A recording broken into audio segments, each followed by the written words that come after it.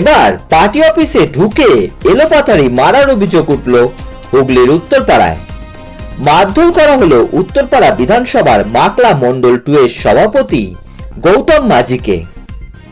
গুলি করে প্রাণে মারারও হুমকি দেওয়া হয়। এখন তিনি হাসপাতালে চিকিৎসাধীন।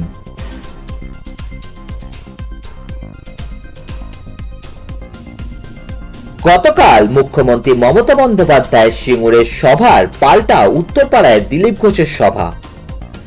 আর সভা শেষেই উত্তরপাড়ায় বিজেপির গোষ্ঠী সংঘর্ষ, সাথে পার্টি অফিসে ভাঙচুরও করা হয়। অভিযোগের তীর বিজেপিরই এক কর্মী বুদ্ধদেব রায়চৌধুরীর বিরুদ্ধে। উত্তরপাড়া থানায় লিখিত অভিযোগ জানানো হবে বলে জানান স্থানীয় বিজেপি নেতৃত্ব।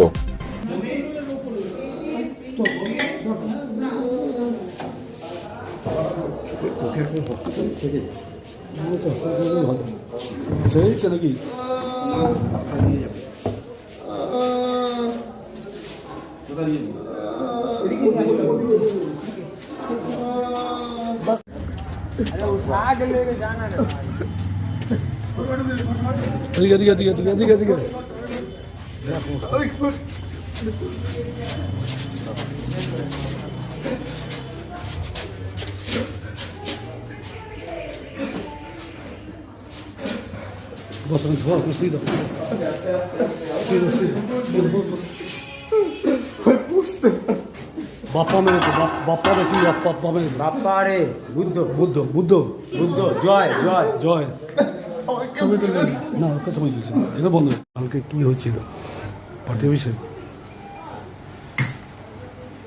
মেন ব্যাপার হলো সুমন ঘোষ চাইছে আমি উত্তরপাড়া মণ্ডল সভাপতির পদ থেকে রিজাইন দিই। দীর্ঘদিন ধরে বলে যাচ্ছে ওর উদ্দেশ্য হলো এখানে তৃণমূলকে জেতানো। আর ওর সাথে রয়েছে পঙ্কজ রায়। আর ওরা গতকাল 6:30 নাগাদ 10 জনকে পাঠিয়েছিল আমাকে জানে মেরে দেওয়ার জন্য। আমি রাজীব দেবনাথ, অরূপদা, শুভঙ্কর দা মণ্ডল অফিসে ছিলাম। ওরা আমাদের সাথে কথা বলতে আমাদের উপর চড়াও হয়। ওদের কাছে আগ্নেয় অস্ত্র ছিল, রড ছিল, লাঠি ছিল। এখানে মণ্ডলে যখন ঢোকে পার্থ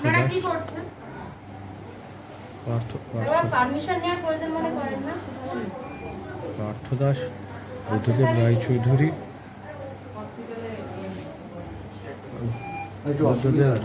রায়চৌধুরী, জয় রং, রাজীব ঘোষ,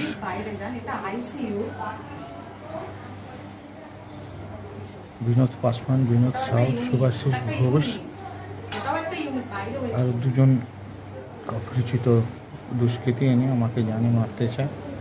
আমি অনেক চেষ্টা করে নিজেকে প্রাণে বাঁচাই। তার মধ্যে আশেপাশ থেকে লোকজন এসে আমাদের দাদা তাপসদা আসতে ওরা বুঝতে পারে যে পুলিশ আসতে পারে। সেই অবস্থা আমাকে আধমরা অবস্থায় মেরে ফেলে রেখে চলে যায়। এরপর তাপসদা আমাকে স্থানীয় লোকজনের সাহায্যে উদ্ধার করে আমাকে রাজবাড়ি হাসপাতালে নিয়ে আসে। তারপর আমি জানি না আমার সাথে কী ঘটনা।